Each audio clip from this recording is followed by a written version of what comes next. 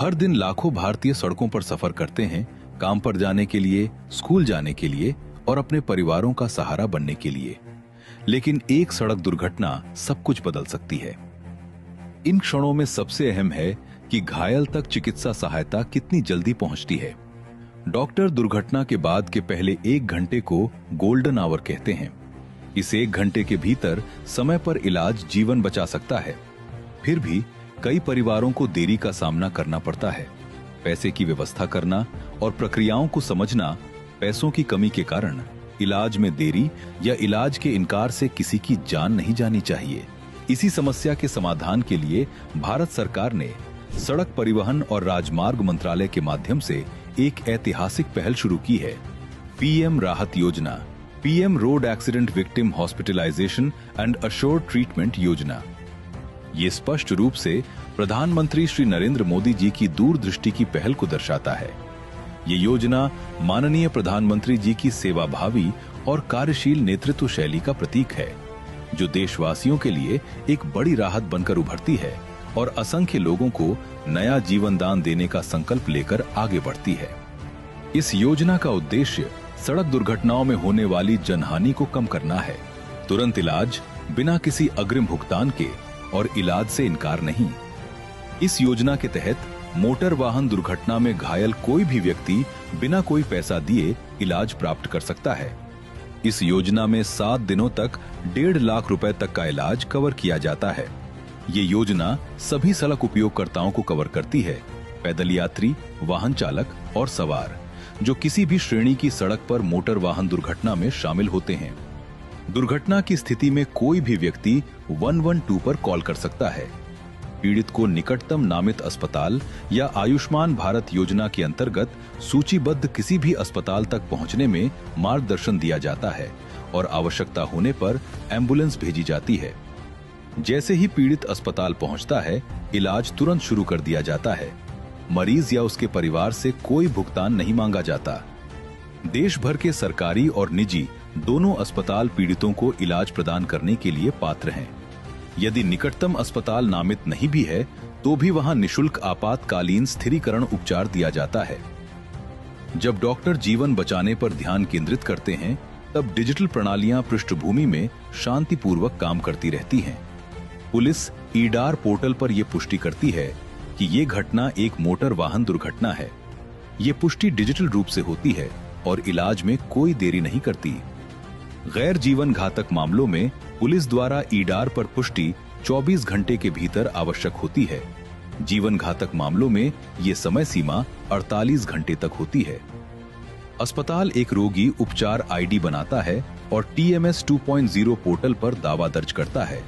इससे इलाज की लागत बिना मरीज या परिवार को। आज के नए भारत में विकास सिर्फ सरकारी फाइलों तक सीमित नहीं है, बल्कि करोड़ों नागरिकों के दैनिक जीवन में साफ दिखाई देता है। एक समय था जब दिल्ली से भेजे गए 1 रुपए में से केवल 15 पैसे ही असली लाभार्थी तक पहुंच पाते थे। लेकिन प्रधानमंत्री श्री नरेंद्र मोदी जी के दूरदर्शी नेतृत्व में पिछले 12 वर्षों में देश ने एक ऐसी पारदर्शी शासन व्यवस्था देखी है, जिसने जन कल्याण, डिजिटल सशक्तिकरण, किसान कल्याण, महिला सशक्तिकरण और आधुनिक इंफ्रास्ट्रक्चर निर्माण को नई गति दी है।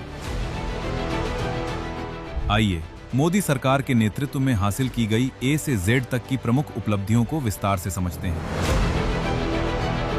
प्रधानमंत्री श्री नरेंद्र मोदी जी के नेतृत्व में शुरू की गई आयुष्मान भारत योजना के तहत मई 2026 तक 43.93 करोड़ आयुष्मान कार्ड जारी किए जा चुके हैं और इसके माध्यम से 12.03 करोड़ से अधिक अस्पताल उपचारों को मंजूरी दी गई है। मोदी सरकार ने इस योजना का दायरा बढ़ाते हुए अब इसमें आशा कार्यकर्ताओं, आंगनवाड़ी कार्यकर्ताओं और 70 वर्ष से अधिक आयु के सभी बुजुर्गों को भी शामिल कर लिया है। मोदी सरकार के विशेष प्रयासों के कारण देश में बेटियों की स्थिति में बड़ा सुधार हुआ है। वर्ष 2014 से 15 में जो जन्म के समय लिंगानुपात 918 था, वर्ष 2024 से 25 में बढ़कर 929 तक पहुंच गया है। इसके साथ ही माध्यमिक शिक्षा में भी लड़कियों के नामांकन में लगातार बढ़ोतरी दर्ज की जा रही है। प्रधानमंत्री श्री नरेंद्र मोदी जी के दृढ़ संकल्प के कारण CAA यानी नागरिकता संशोधन कानून लागू हुआ, जिसने पाकिस्तान, अफगानिस्तान और बांग्लादेश से आए प्रताड़ित अल्पसंख्यकों को भारत की नागरिकता पाने का कानूनी रास्ता दिया। मोदी सरकार द्वारा वर्ष 2024 में इसके नियम लागू किए जाने के बाद से इन शरणार्थियों को नागरिकता प्रमाण पत्र जारी करने का काम तेजी से शुरू हो गया है। मोदी सरकार के डिजिटल इंडिया अभियान ने देश में भुगतान की तस्वीर बदल दी है। प्रधानमंत्री श्री नरेंद्र मोदी जी के नेतृत्व में मई 2026 में यूपीआई ने 2320 करोड़ से अधिक लेन देन का नया रिकॉर्ड बनाया, जिसका कुल मूल्य 29.9 लाख करोड़ रुपए दर्ज किया गया। आज भारत पूरी दुनिया में डिजिटल भुगतान के क्षेत्र में एक अग्रणी देश बन चुका है।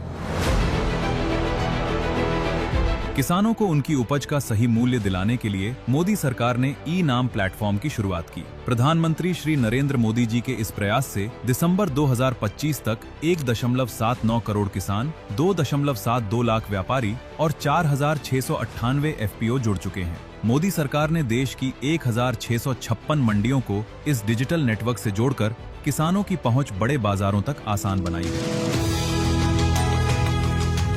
प्रधानमंत्री श्री नरेंद्र मोदी जी के नेतृत्व में संचालित फसल बीमा योजना किसानों के लिए एक बड़ा सुरक्षा कवच बनी है। मोदी सरकार के प्रयासों से वर्ष 2024 से 25 में 4.19 करोड़ किसानों और 6.2 करोड़ हेक्टेयर कृषि क्षेत्र को इस योजना के तहत सुरक्षा प्रदान की गई है। इस योजना के माध्यम से अब तक किसानों को 1.90 लाख करोड़ रुपए से अधिक के दावों का भुगतान किया जा चुका है। देश के इंफ्रास्ट्रक्चर को रफ्तार देने के लिए प्रधानमंत्री श्री नरेंद्र मोदी जी ने गति शक्ति मास्टर प्लान की शुरुआत की। इसके तहत मोदी सरकार ने 58 मंत्रालयों, 36 राज्यों, केंद्र शासित प्रदेशों और 3,202 से अधिक डेटा लेयर्स को एक साथ जोड़कर विकास परियोजनाओं में अभूतपूर्व तालमेल स्थापित किया है, जिससे देश में सड़क, रेलवे और बंदरगाहों के निर्माण की गति कई गुना बढ़ गई है। मोदी सरकार के हर घर जल मिशन ने ग्रामीण भारत के जीवन को आसान बनाया है। वर्ष 2019 में जहां देश के केवल 16.7% ग्रामीण घरों में नल से पानी आता था, वहीं प्रधानमंत्री श्री नरेंद्र मोदी जी के प्रयासों से मार्च 2026 तक ये आंकड़ा बढ़कर 81.71% पर पहुंच गया है। इसके तहत अब तक 15.82 करोड़ ग्रामीण परिवारों को नल का शुद्ध जल उपलब्ध कराया जा चुका है। प्रधानमंत्री श्री नरेंद्र मोदी जी के कूटनीतिक प्रयासों से भारत और अमेरिका के बीच तकनीकी साझेदारी ICET को एक नई दिशा मिली है। मोदी सरकार के इस कदम से दोनों देशों के बीच artificial intelligence, quantum computing, semiconductor, space and defence technology जैसे रणनीतिक क्षेत्रों में सहयोग लगातार मजबूत हो रहा है। वित्तीय समावेशन के क्षेत्र में मोदी सरकार की जनधन योजना ने पूरी दुनिया में एक मिसाल कायम की है। प्रधानमंत्री श्री नरेंद्र मोदी जी के नेतृत्व में फरवरी 2026 तक 58 करोड़ जनधन खाते खोले जा चुके हैं, जिनमें लगभग 3 लाख करोड़ रुपए जमा हैं। इस जनधन आधार मोबाइल यानी JAM ट्रिनिटी के जरिए मोदी सरकार ने डायरेक्ट बेनिफिट ट्रांसफर को पूरी तरह पारदर्शी बना दिया है। मोदी सरकार ने प्रधानमंत्री किसान सम्मान निधि योजना के जरिए DBT के माध्यम से सीधे किसानों के बैंक खातों में आर्थिक मदद पहुंचाई है। प्रधानमंत्री श्री नरेंद्र मोदी जी के नेतृत्व में मार्च 2026 में योजना की 22वीं किस्त के रूप में 18,640 करोड़ रुपए की राशि 9.32 करोड़ किसानों को हस्तांतरित की गई। इस योजना के तहत अब तक कुल 4 लाख करोड़ रुपए से अधिक की राशि सीधे किसानों तक पहुंचाई जा चुकी है।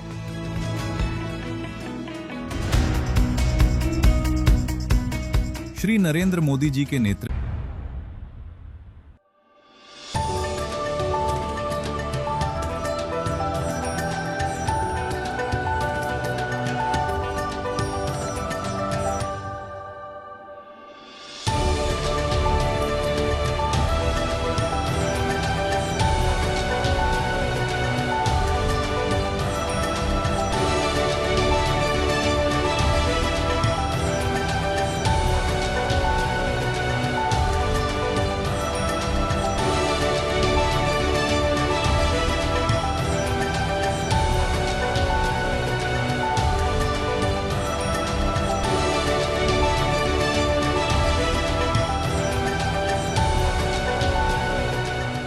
आज भारत अपनी विरासत को केवल संरक्षित नहीं कर रहा, बल्कि उसे विकास, पर्यटन, तकनीक और वैश्विक कूटनीति से जोड़कर एक नई पहचान दे रहा है।